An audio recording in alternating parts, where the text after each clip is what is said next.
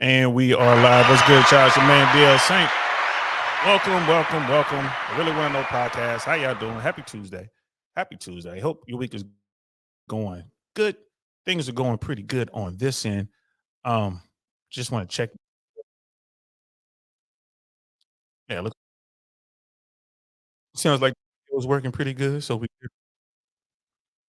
know what I mean? We're gonna talk a little bit. Y'all know what it is. And welcome to the Downrange Podcast.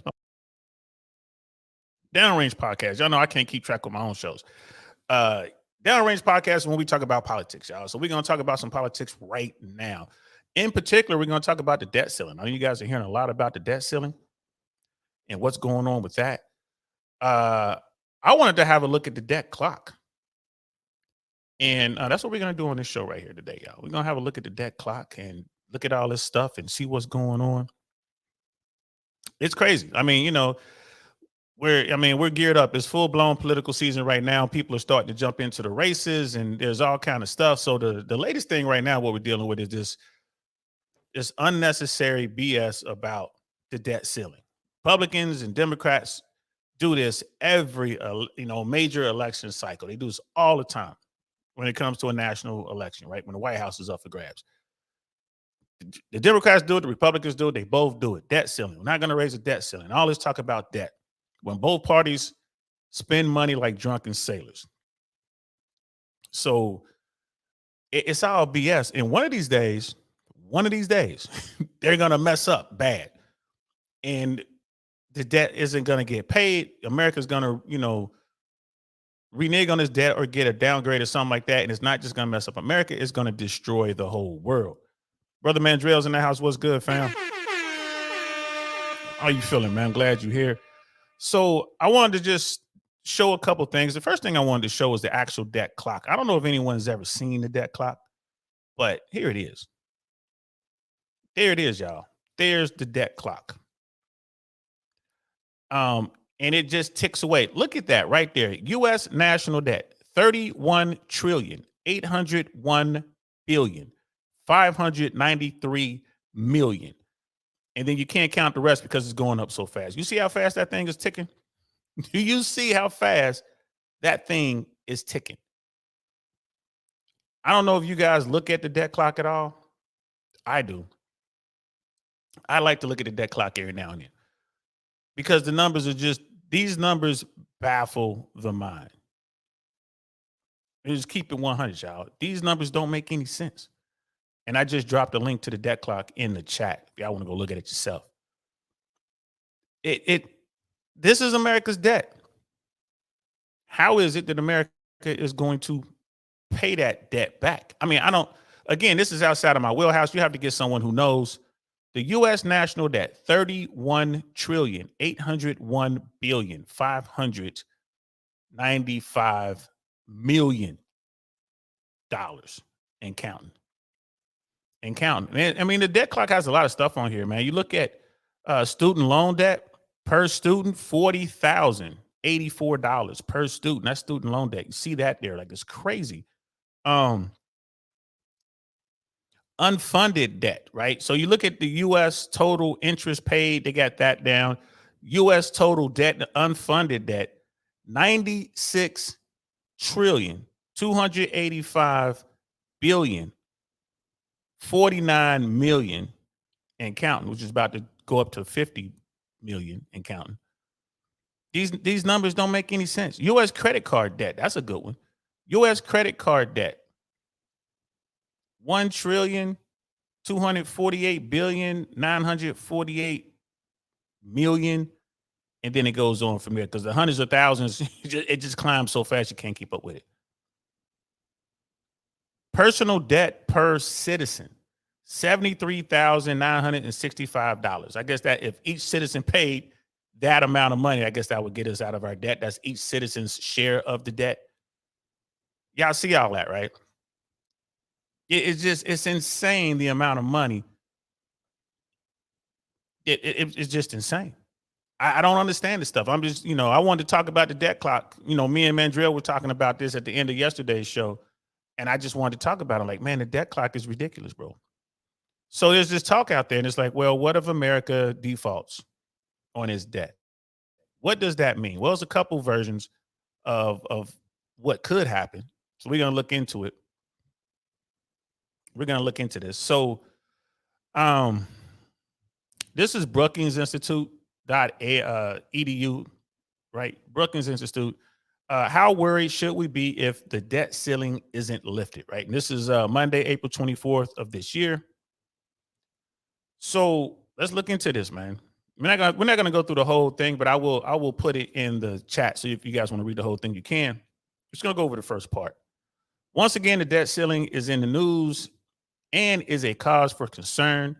If the debt ceiling binds and the U.S. Treasury does not have the ability to pay its obligations, the negative economic effects will quickly mount a risk, triggering a deep recession. Right. So, as we already know, we're in a recession. It's all we're in it. There's no ifs, ands, or buts about it. There's no getting around it. We're in a recession. People just don't know how bad it's going to get. It's going to be pretty bad, depending on who you talk to. It's going to be pretty bad. This might even slide into a depression, again, depending on who you talk to. So, off rip, you see what they're talking about. And, you know, this is why I like covering this kind of stuff, looking at it, man, because, you know, we got to put this through the old think tank, guys. We have to. So, the effects, right, the negative economic effect will quickly mount a risk, triggering a deep recession. That's what they're saying. So let's continue on to see what else they say. The debt limit caps the total amount of allowable outstanding U.S. federal debt.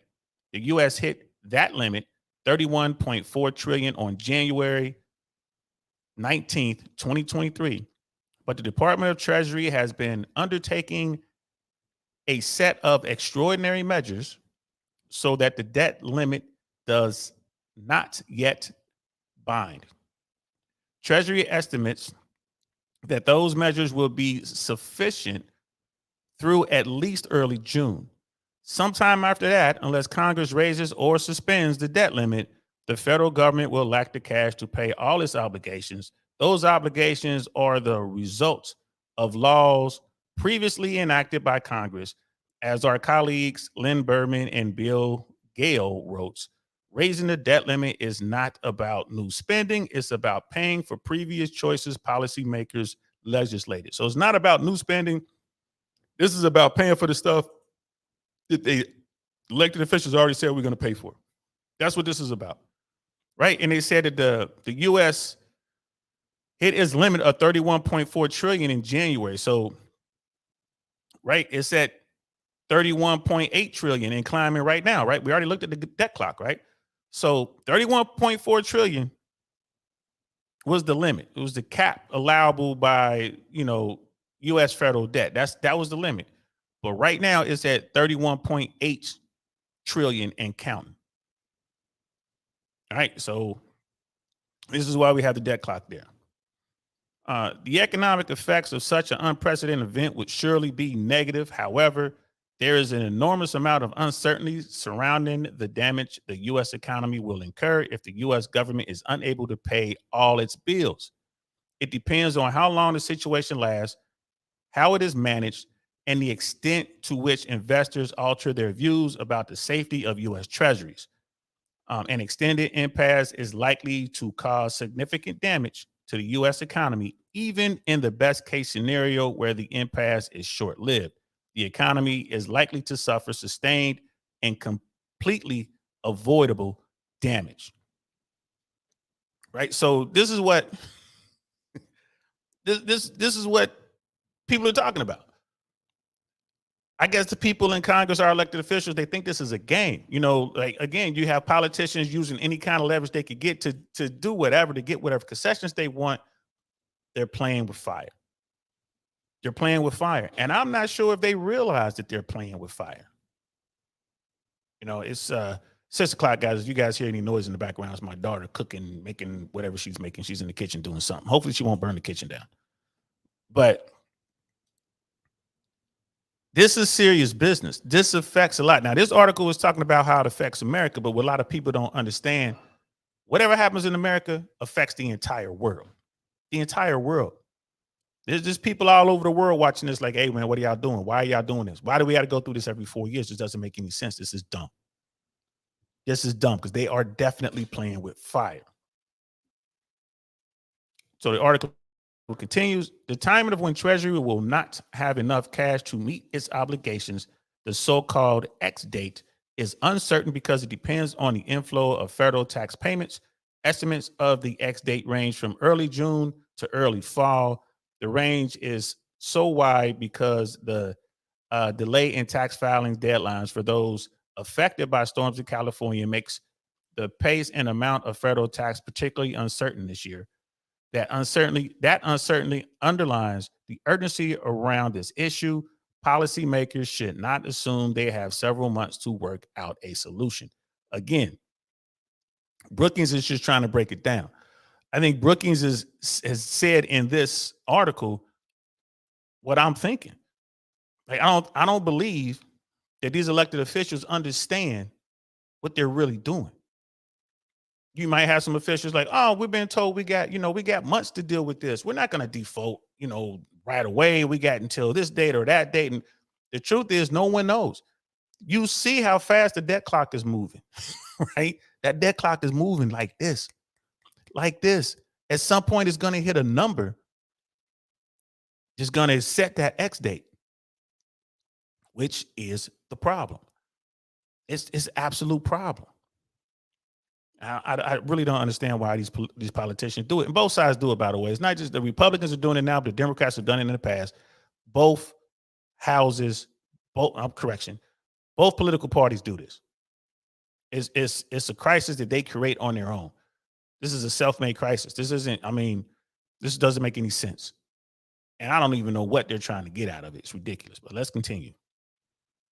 The U.S. government pays a lower interest rate on Treasury securities because of the unparalleled safety and liquidity that the Treasury market. Some estimates suggest that the advantage lowers the interest rate the government pays on Treasuries relative to interest rates on the debt of other sovereign nations on the order of 25 basis points, a quarter of a percentage point on average.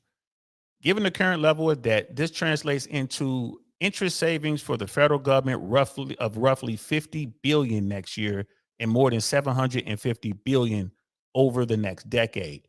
If a portion of this advantage were lost by allowing the debt limit to bind, the cost to the taxpayer could be significant.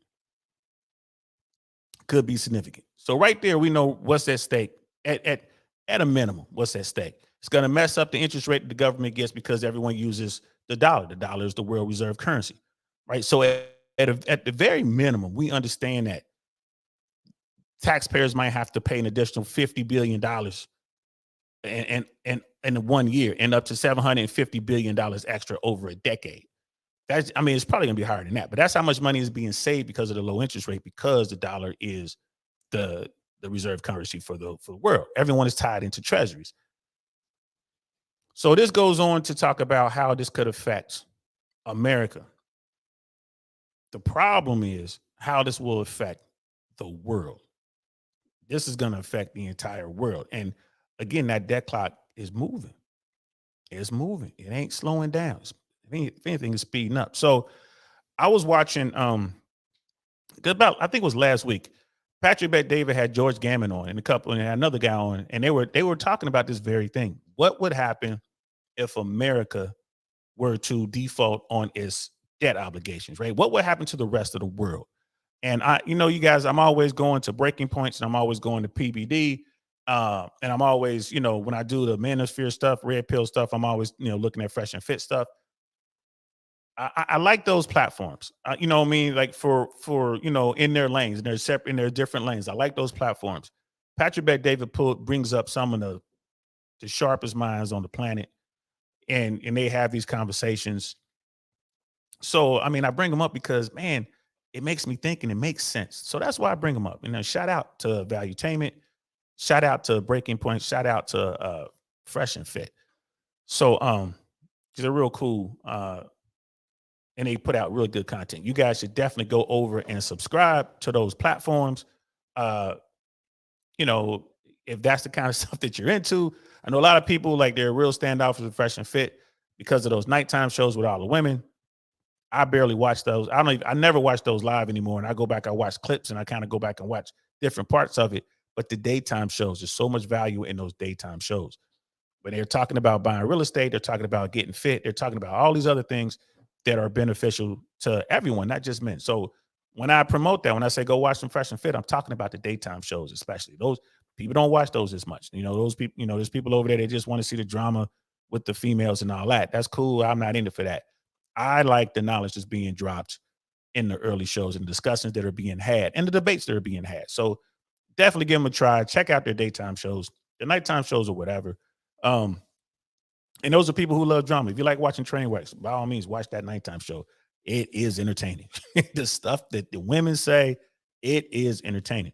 But valuetainment and breaking points, especially when you want to get into politics, you want to get into this type of stuff, man, definitely want to watch those platforms. So I would say go over and check them out. So let's pull up this video that I found. This is Value Time. This is PBD's podcast with George Gammon, and they're asking, what would happen if America defaults on its debt? And this clip is entitled "Is Going to Be Catastrophic? Will the U.S. default on debt?" And this is George Gammon, the rebel capitalist. He's also on YouTube. You can see him on Fox Business. Sometimes they bring him on to ask his opinion. I've seen him on CNBC. This guy is accepted in that financial world, and he makes a lot of sense to me. Is he always right? No one is, but he gives you food for thought. So normally when George Gammon is talking, I'm generally listening. So they were asking what would happen. So let's listen to a little bit of this, and let's get his take on what would happen if America were to default on its debt. From a macro standpoint, I don't usually say this, but I actually agree with Jamie Dimon. I think he's understating it. If they default on those T-bills, you got Mad Max. Let me put it to you this way. I had my 2-hour quarterly meeting with my Goldman Sachs guy before this meeting. They flew in. We had lunch at the house, and we talked about it. And their position was to move money out of certain bonds because they're not fully sure for now on what's going to happen between May, June, maybe July. We revisit. Mm-hmm. I'm like, Goldman's taking that position? Yeah. Why is Goldman taking that position? You never know. In the history of the last 100 years, only 6 countries have defaulted. And we've never default, like Russia, Argentina, Germany, Greece, Lebanon, Greece, yeah. Venezuela. It's really, those 6 have defaulted. Okay. You guys are thinking we may be one? No, we're not saying we are. We just think we have to be. Okay. So then you hear, the numbers comes out on how much we have in our Treasury general account, right? Our GDP right now is $23.5 trillion, but we only have $200 billion in that account. That's like somebody making $239 a year, $239,000 a year, and you got $200 in savings. That's America today. Okay. That's current America's financial situation. $200 billion sounds like a lot of money. We don't have a lot of money. So right away, before we get into it, did y'all hear what he said? His Goldman Sachs, his Goldman Sachs guy, his banker came to his house to have lunch to explain to him what's going on with his investments. Bro, that's when you win the big bucks right there, bro. When your banker comes to you, when your doctor comes to you, when your accountant comes to you, that's shout out to PBD. That guy was in the Army just like me. That guy was air assault, but I was airborne. That man built himself up. You know what I mean? Shout out to him, man. You know what I mean? That's definitely a Don DeMarco. Don DeMarco. Shout out to PBD, bro. Just shout out to those people who actually do pull themselves up by the bootstraps, man. So did you hear what he said about America, though? Like, they have the money, right?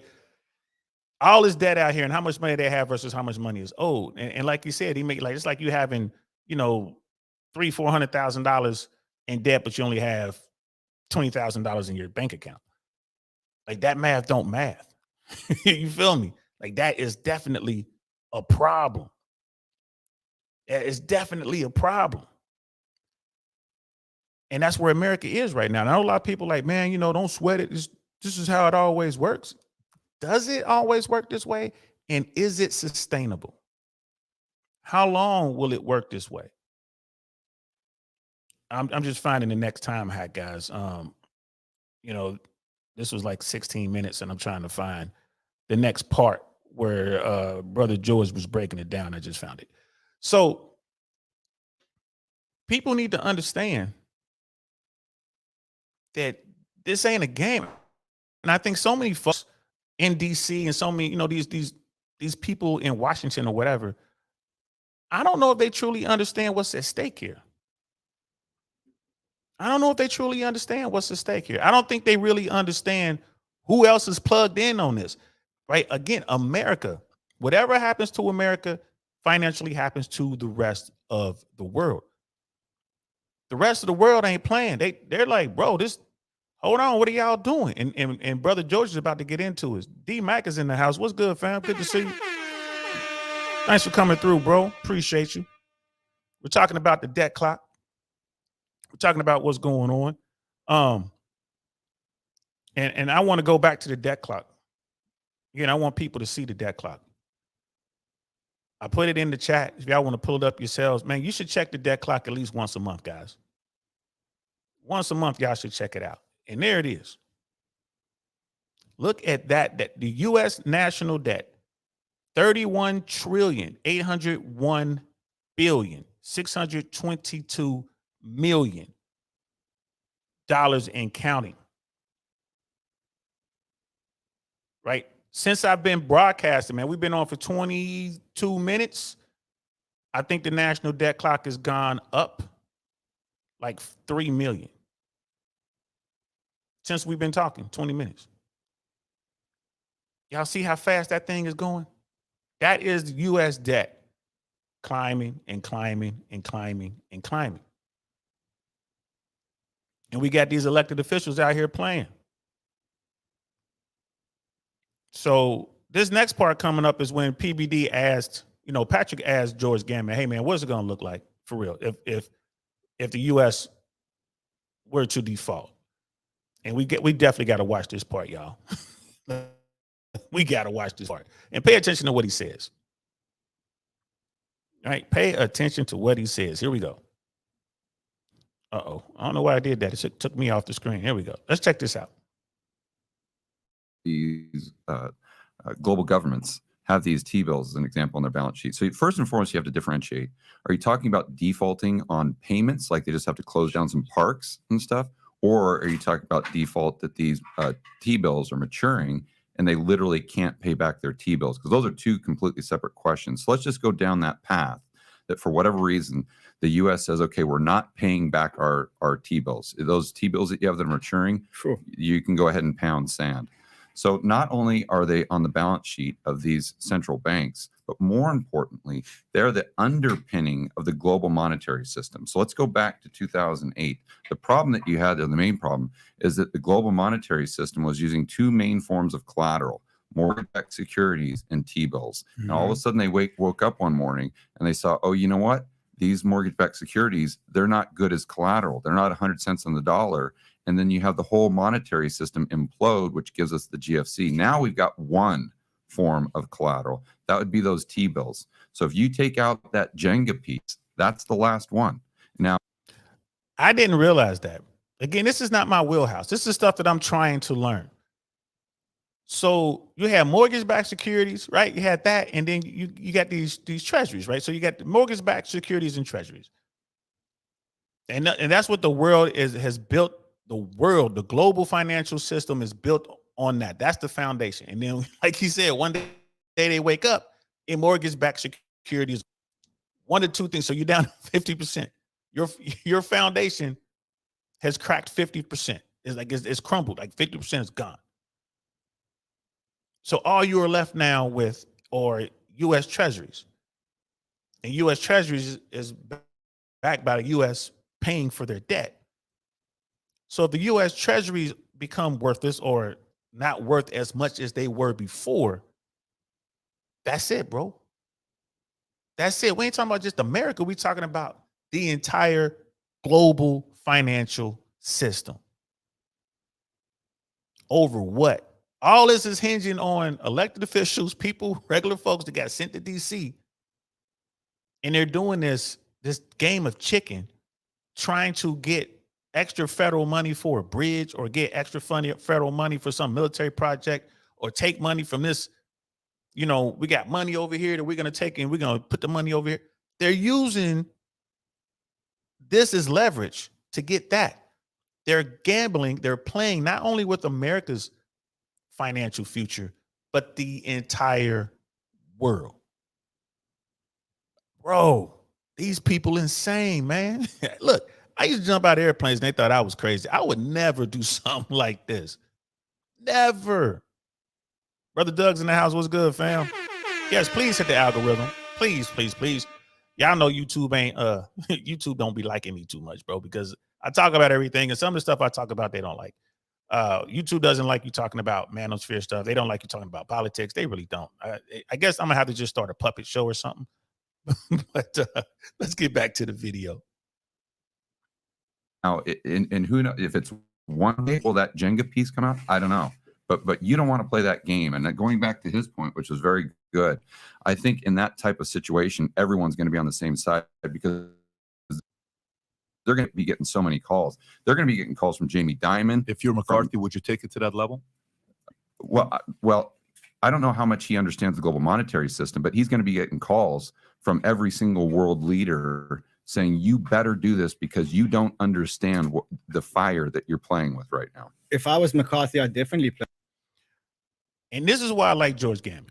I don't know who this guy is. This is another important financial guy. He's out of South Africa. I forget his name. He's out of South Africa. He's a crypto guy. He's really like for decentralized currencies. He's like a big crypto guy. But I forget his name. But he talks about how governments and centralized banks are just kind of destroying. Governments can destroy the world. I'm sorry, I don't remember his name, but I'm gonna link the whole podcast in the description so you guys can go back and watch it. But what they're talking about, and what Gammon is talking about, George Gammon's not a political dude. He doesn't really care about the politics. He's gonna look at the balance sheets. He's a data-driven guy. He's looking for deals. He likes to buy stuff when it's cheap and he'll sell it when it's expensive. That's what he does. He's done quite well for himself. And he's just looking at the numbers. He's been talking about the regional banking system collapsing months before it actually happened.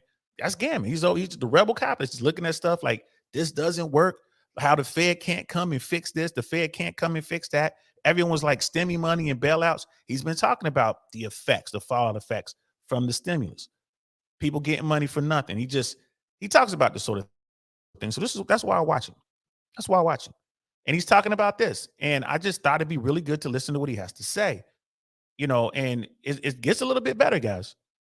Right? But the stuff that he was saying, like, yo, if they're asking, Pat's asking, but would you do this? Would you use this to negotiate? Would you use this tactic? He's like, no.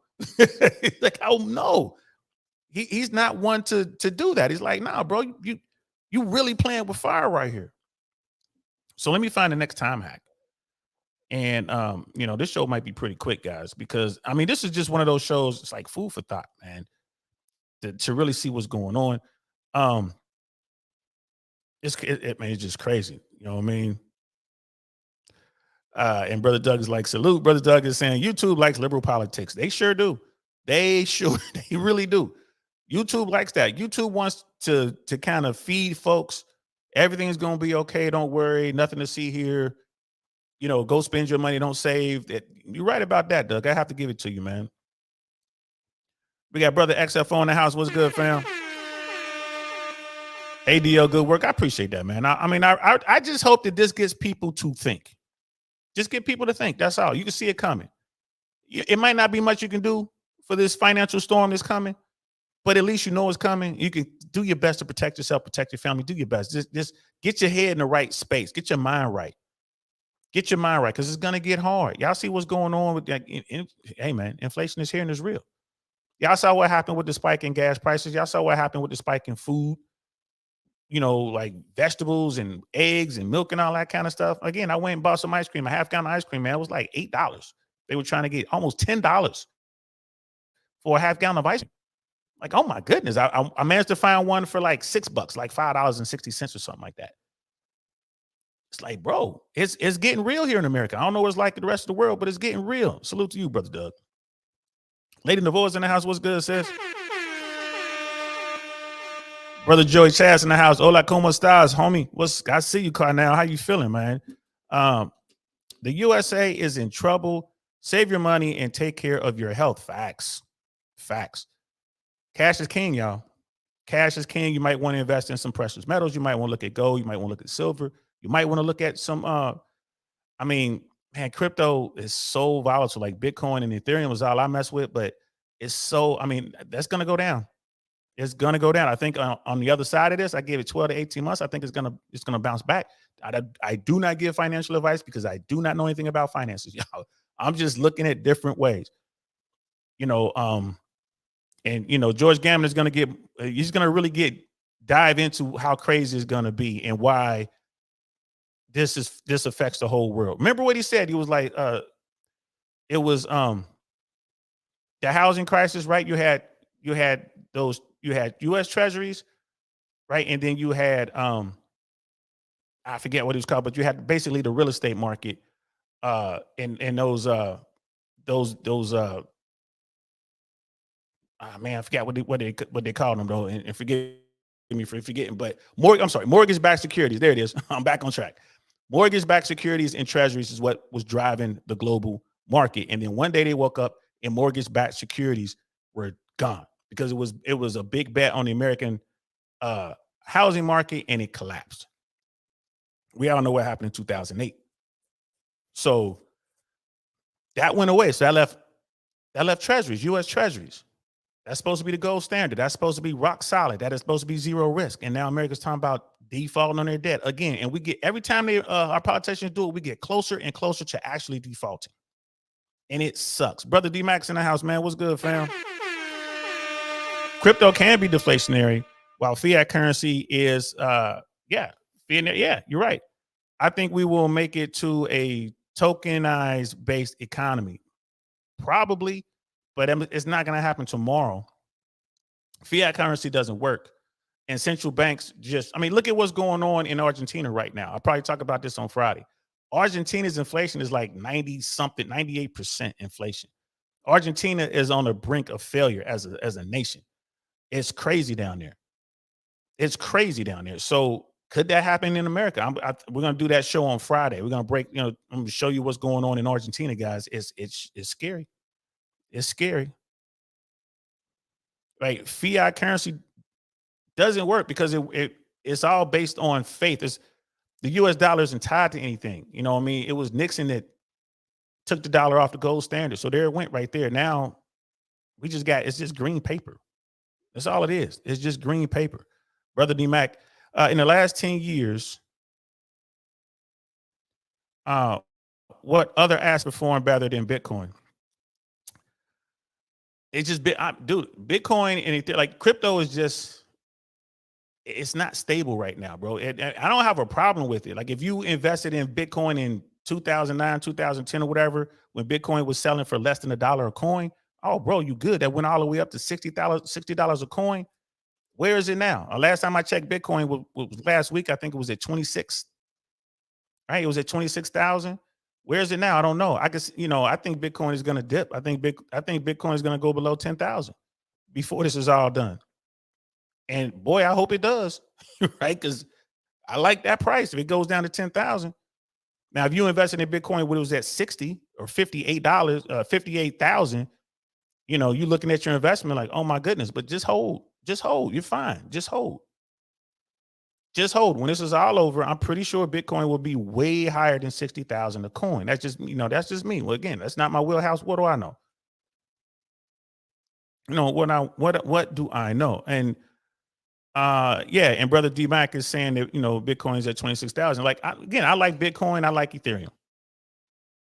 It's decentralized.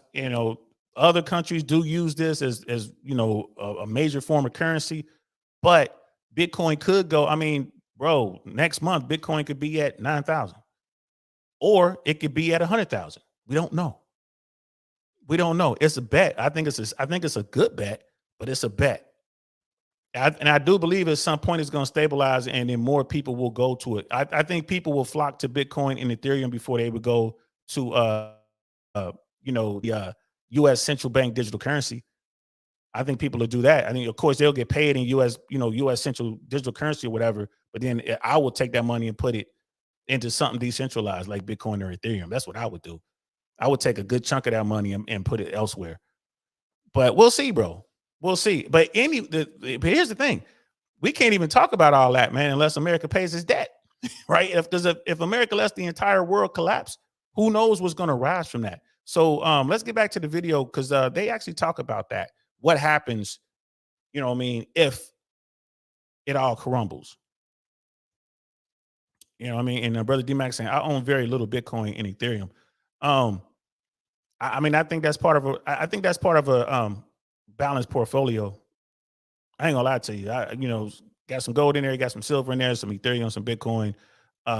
You know, and then you got the stock markets and whatever markets you're in, whatever companies you're in. I mean, it's you got to do something. And of course, you got real estate. There's nothing land. There's nothing that's gonna outdo that, no matter what. Even if everything collapses and you got land, bro, you solid. You're solid. You got land and you got weapons and ammo, and you can defend that land. At the end of the day, at least you got that. If you go on some property, we got Scam Likely in the house. What's good, fam? Brother Jan, the USA is not having enough kids. That's why they're letting so many immigrants in. Yeah, that's true, and people want to come here, bro. But here's something that a lot of people aren't talking about. There are a lot of Americans that are leaving. There are a lot of Americans who are planning to leave. Who are here now. So America is kind of like in flux. And again, we'll probably talk about that on Friday when we talk about Venezuela. I'm sorry, when we talk about Argentina. We're going to talk about Venezuela as well on Friday. I think we're going to just look at some countries who have had some problems and who have failed. Let's look at some countries who didn't pay their debt and how they got helped out or whatever, and what it meant for the people there. But yeah, there's a lot of people want to come to America, unlike China. Like, no one wants to go to China. And China has the same, they're having problems with birth rates as well. America doesn't have to worry about the birth rate because there's so many people that want to come here. Could that change? Possibly, but it hasn't. It's not going to change tomorrow. I'll tell you that. And I tell you, like a place like here in Florida right now, all the people who are here undocumented, they're leaving the state in droves. You know what I mean? Thanks to, Ron DeSantis and his new anti-illegal immigration policies, he's gotten exactly what he wanted. People are leaving. And that's decimating the already struggling workforce. There's not enough people in Florida to work to begin with. And now there are less people here, skilled labor and cheap labor at that's leaving. But that's another conversation. Brother Rook's in the house. What's good, fam? He was like, I told you about Bitcoin in 09, sub-DL. He sure did, bro. Man, Rook, I wish you just told me to give you $1,000. I would have given it to you, bro.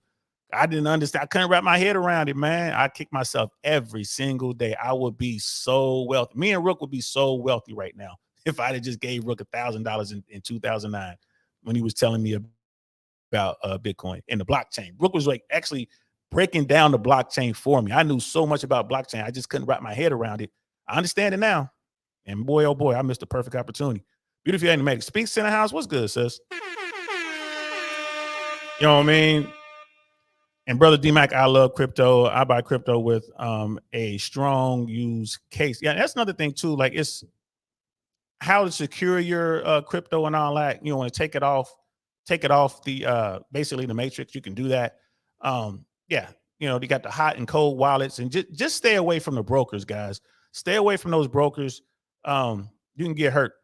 They can walk off with all your Bitcoin or whatever crypto you have. So just be careful. And that's going to have to be another show down the road. But let's get back to the video.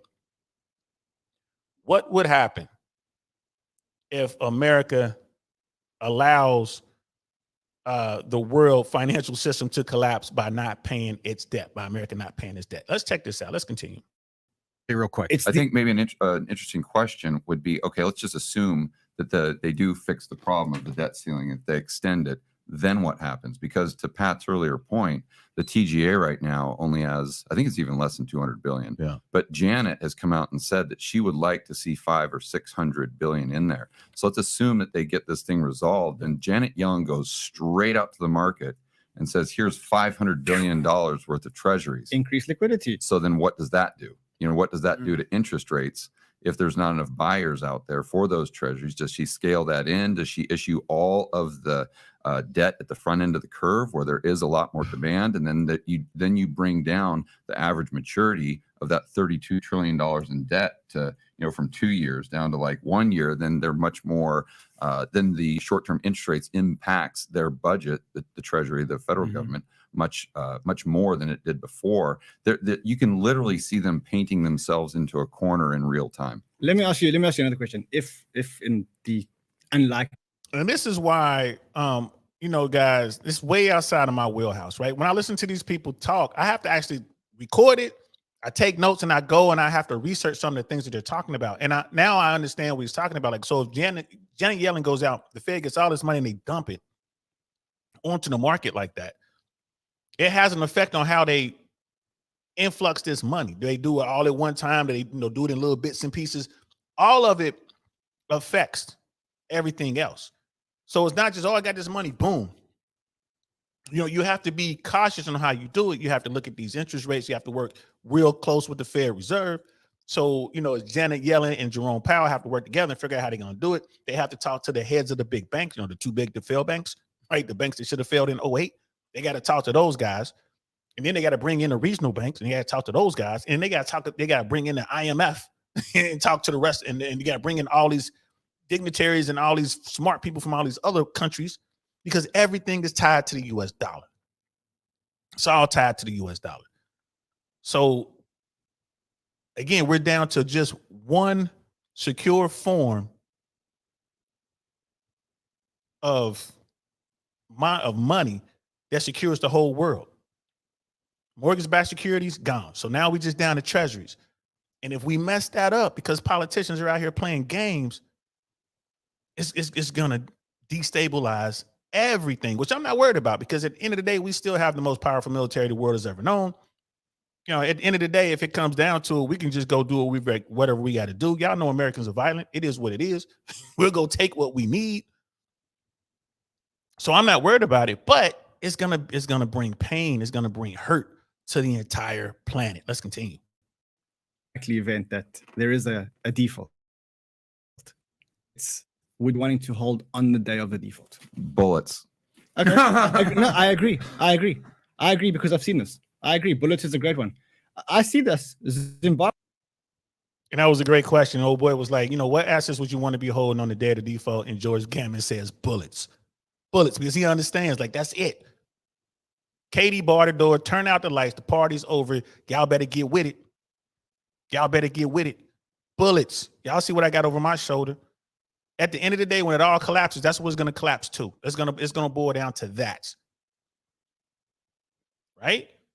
Second Amendment. Y'all want to know why I like number 2 Amendment so much? That's why. Let's continue.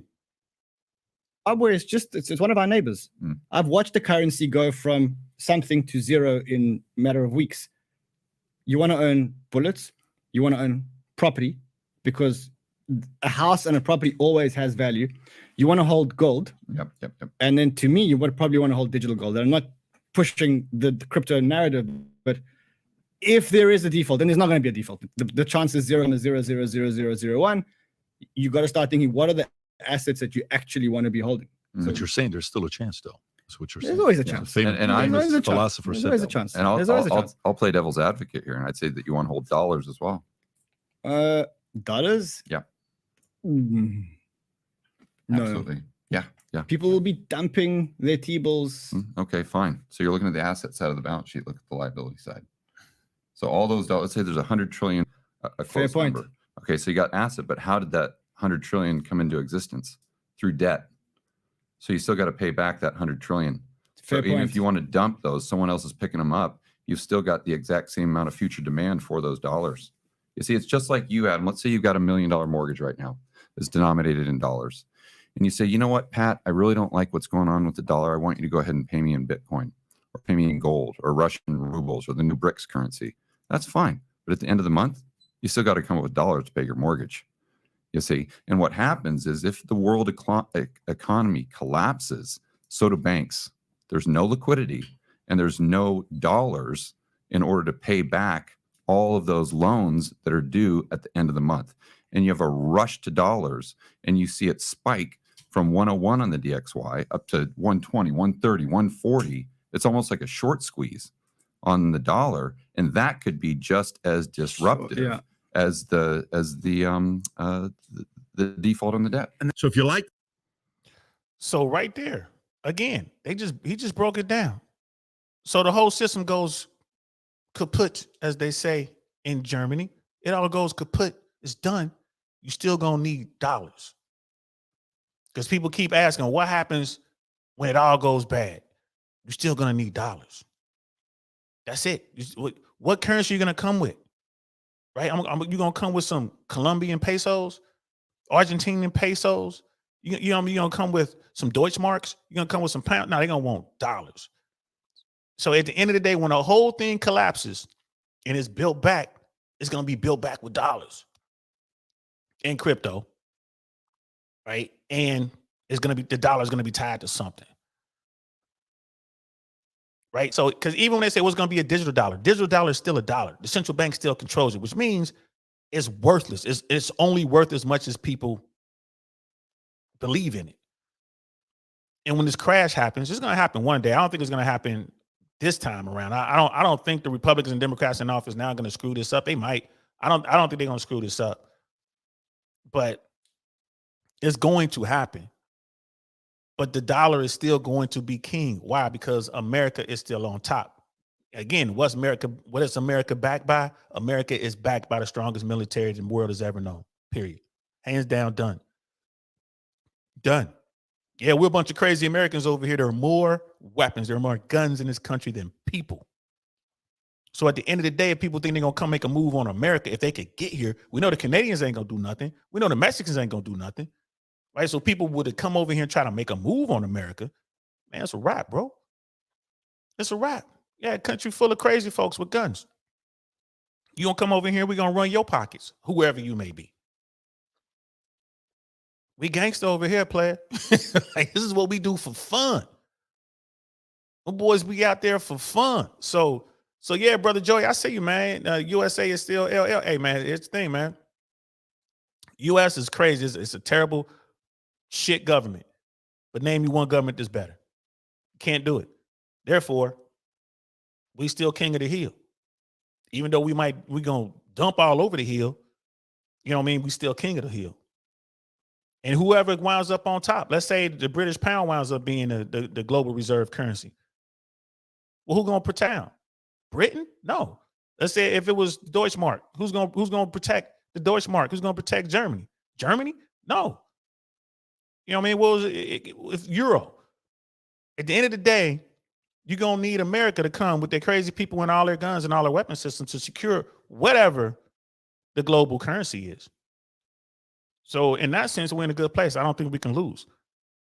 It's just, it's just a crazy. I mean, at least that's how I see it, man. Y'all tell me if y'all see it a different way. Let me know. That's just how I see it.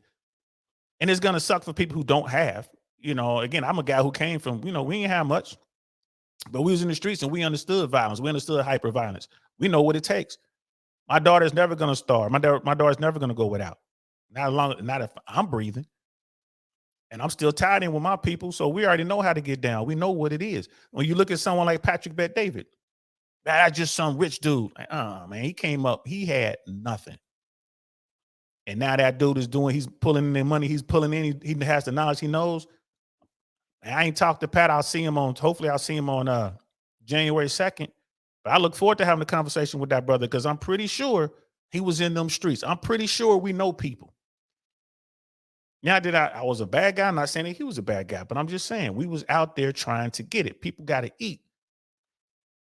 So someone like Patrick Bet-David, I'm going to sit there and talk to because he know what time it is. Go watch his content. He spends a lot of time at the range too. That guy was in the United States Army, just like me. We know what time it is. Right? So Why y'all think I network so hard? Right? This is why. If things go bad, you better have a plan. You best have a plan. Brother Joey is saying the USA is for the rich. The USA is so expensive. Facts. Facts. It costs a lot of money to have these weapon systems, bro. You know how much it costs for a B-52 just to take off? Right? Just forget about all the bombs on board and all the experience of his crew. Like AC-130s, man. We got gunships. We got aircraft carriers, submarines. Yeah, bro. You right about that. And guess what? For the people who are not rich in America, we know the difference, man. Like, I'm doing well. But I came a long way, man. I started way on the other side of the tracks. I'm happy where I am. And our system is all jacked up. I agree. But it's better than some of the other places I've been on the planet. I'm here to tell you, bro. It's better than anywhere in Africa. It's better than 95% of Central and South America. It's better than Asia. Right? I'll take this system over a communist system, you know what I mean, twice a day, all day, every day. So, yo, bro, hey, I'm with you. Brother D-Mac, please do a crypto show. I'm going to work on that, bro. I know some people who are really like crypto guys. If I can get Rook to do it, because Rook understands blockchain. So I'm going to try to do something like that where I can have a crypto show and we could talk about blockchain and then actually get into like the financial part of crypto. Yeah, bro, I'm going to try to do that, man. Give me about a month. Because y'all know summer's starting, man. I got a lot on my plate. I got a lot on my plate. Beautiful Animated speaks. Facts. Let's see. The American dollar is universal. It can be used everywhere because it can be converted. Yeah, and people just don't understand that there are governments that survive on the U.S. dollar. They don't use their own currency. They don't use their own currency. It's the U.S. dollar that moves the world. So, like when I go to Colombia, you know, the Colombian government, they're cool with Americans coming down there, but they want you to convert your money at their places. Like there are places you can go to convert your money. They want you to use the places at the airports and stuff like that where they have the higher conversion rates. I like to go to the places in the hood where the Colombians go. And the Colombians track every US dollar. So if, you know, Mr. X has $1,000 US, Colombia knows that he has it because he's going to go to exchange that money and they have to fill out forms. They're going to track it. They're going to track it back. How did you get $1,000 US? Because that is a lot of money in Colombian pesos. So yes, the dollar is strong. If you're in Argentina right now, you need US dollars to get anything. You're trying to get some food, trying to get some services, trying to get some whatever you're trying to get. You need US dollars to get it. Or you're going to be paying a ton of their currency because their inflation is so out of whack. And no one wants to deal in the currency. You know, if you're in Venezuela, forget about it. You know, that's pretty much a failed state, man. Forget about it. It's like that. Like I said, it's like that. It's like that in the Middle East, some places. Like that in Syria, Lebanon, wherever you go, the US dollar is going to work. You know, the British pound will work. I mean, you know, some euros will work. Everything converts. But when you're doing global financial stuff, everything is paid in US dollars. China is trying to change that. Y'all heard the stories of, you know, how people are trying to basically destroy the petrodollar. They're trying to get America's allies to come away from US dollars and use, you know, Chinese yuan or whatever, or yen or whatever they're using over there, or whatever currency, like BRICS, whatever. But it's like George Gammon just said, Brother George said it. All right, that's fine. You can be paid in Bitcoin, gold, silver, whatever. You can be paid in fine art. At the end of the day, you're going to have to settle that debt with US dollars. And if you want to if you want to do away with the US dollar as the, you know, global financial currency, that's going to take time. You can't, according, you know, and I've been watching them and what they're saying, that makes sense to me. You can't do that overnight. It's going to take time. It's going to take decades. It can be done, but it's going to take decades. You know, I mean, there are a lot of conflicts on the horizon out there, right? There's a lot of conflicts. You know, you look at what's going on in Russia and Ukraine and stuff like that. Taiwan still might pop off. Who knows? There are a lot of people out there that say China won't make a move on Taiwan. They're going to do it a different way. You know, they're going to use different means to get it. Maybe, or it could turn into a shooting war. Who knows? North Korea might go crazy. They might go rogue one morning and just decide they want to invade South Korea. Who knows? We don't know where the next big conflict is coming, but we know it's coming. And wherever it comes, When that conflict comes and when it's time to pay for the bullets and the bombs and all that kind of stuff, is going to be paid in US dollars. Trust me. Trust me, brother D-Mac. Crypto is much deeper than Bitcoin. It's deep. Yeah, like, you know, the beauty of crypto is, you know, that stuff is decentralized. The problem with what's going on now is all the money is decentralized and is run by different governments. And like they say, they can just print money when they need it. It has no real value. So when the inflation gets out of control, like in Argentina, the money becomes basically worthless. And it's happened, you know, time and time again. Fiat currency doesn't work. Fiat currency is what we have now. It's currency that's not backed by anything worth any value. You know, prior to the 1970s, prior to Nixon removing the dollar from the gold standard, you know, you could take a dollar bill in and get $1 worth of gold. Now you can't do that. You got to pay, you know, your 2,000. I think gold is up to $2,000 an ounce now. You got to pay your 2,000 if you want an ounce of gold. But you know, even if you have an old coin, if you have an old quarter, a 25-cent piece, a quarter from like the 30s, I think it was, that's made out of silver. That 25-cent piece is probably worth, I don't know, $100 or something like that. Whatever, you know what I mean? Whatever the silver rate is right now, because that was made of silver. So the money had value. Nowadays, the coins we have now, man, it's worthless, bro. It's worthless. So it is what it is. And Brother Joey's like, war is coming. Man, this is America, bro. War is always coming here, my friend. If this were the Star Trek universe, Americans, we would be the Kardashians. We would be the Klingons. We would be the Romulans. Like, we're that warlike folk, bro. We know war is coming, man. Trust me. We know it. In fact, America bets on it. America's due for a really big conflict, right? That's how America stays on top. We due for a big conflict, bro. So I agree with you. Yeah, war is coming. And Brother Joey is saying, I hope to retire in Latin America. The USA is not what it was. Facts. I'll be down there with you, bro. I'll probably be in Colombia or Peru, or, you know what I mean? Maybe I'll go to Indonesia. Who knows?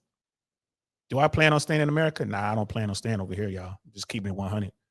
I'll always be an American, you know what I mean? But I'm going to be one of those expats, bro. Be somewhere just chilling, somewhere where I ain't got to deal with all this nonsense, man.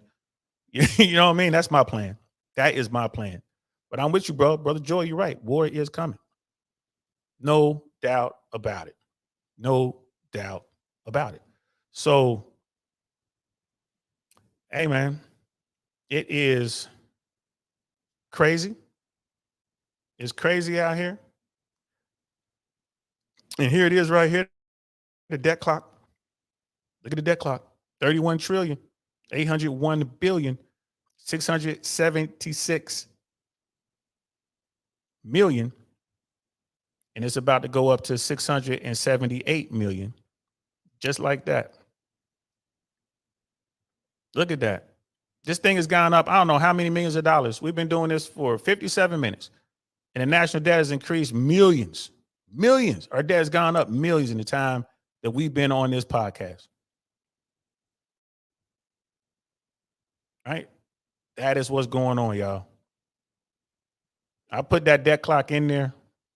I hope you guys go check it out. I'm going to put this clip in here from PBD short. Please, please, please, if you haven't already done so, please go over to Patrick Bet-David Valuetainment and subscribe to all their channels. They got some good stuff over there. They got a comedy channel. They have Saucecast is over there doing his thing. Vincent Oshana, Vinny Oshana runs the Valuetainment comedy. He's doing a lot of great stuff over there.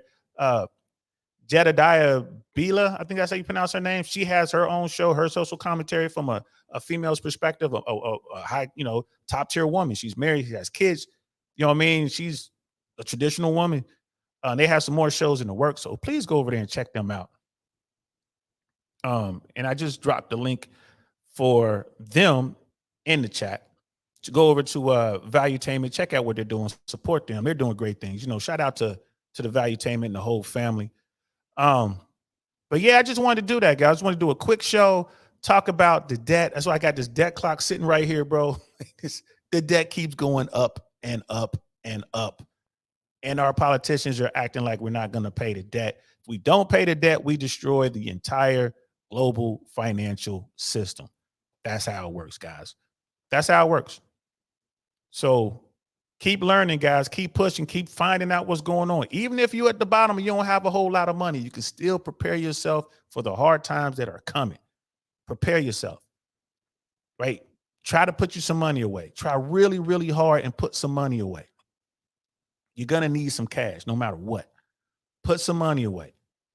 Try to figure out how to secure your essentials, your home, your apartment, your car. Those are the 3 things you're going to have. You're going to have those things.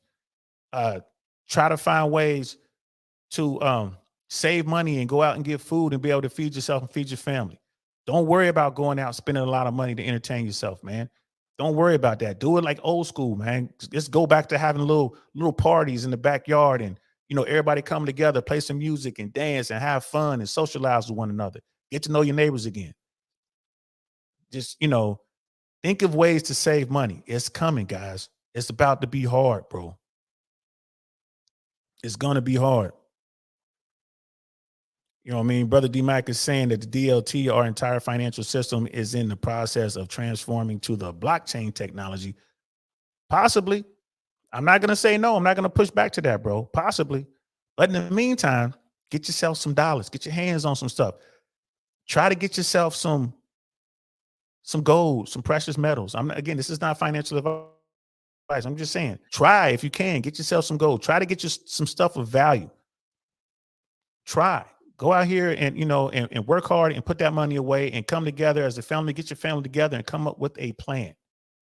It's going to be a rough 1.5, 2 years coming up. It's going to be rough. Trey, what up? I see you, player. What's good, bro? What up with you? I'm just finishing up, man. We're about to close this down. So yeah, man, start thinking about this stuff, guys. Start to think about this stuff. How are we going to do this, man? How are you going to take care of your family? It's a lot of y'all ain't old. Y'all don't remember the 70s. I remember the 70s. Even though I was a kid, I remember the 70s. It was hard back there in the 70s, early 80s. It was tough. And we had block parties. The whole neighborhood got together. We had block parties. We did barbecues. We went to the park to entertain ourselves.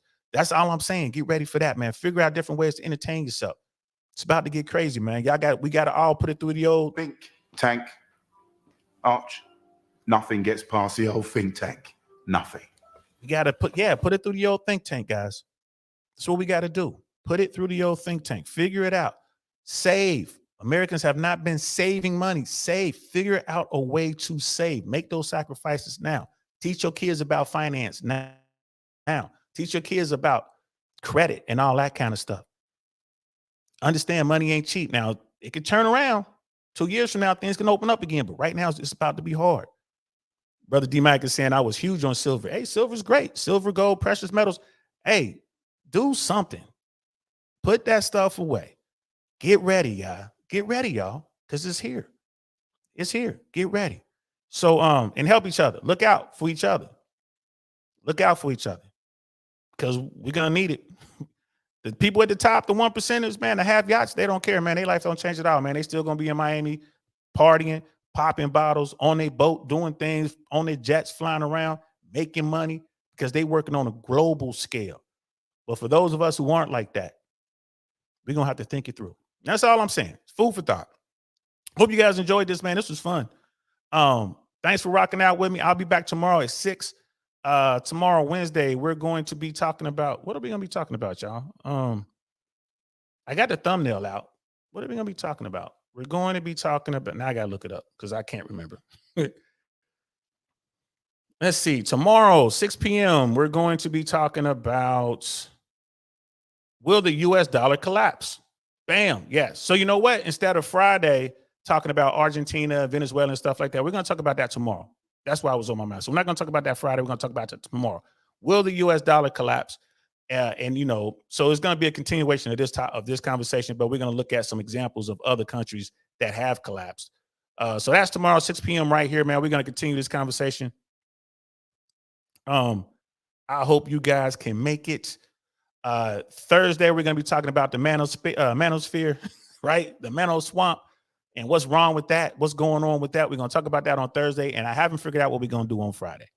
But we're going to talk about something on Friday. Brother D-Mac was like, nice show. I appreciate that, bro. So I'm gone. I'm DL Saint. This is the Downrange Podcast, guys. I'm going to leave y'all with the debt clock. have a look at that debt clock, guys. You should look at it once a month. I'm out of here. I'm going to talk to y'all later, man. Peace. Darn, that's the end. Look at that debt.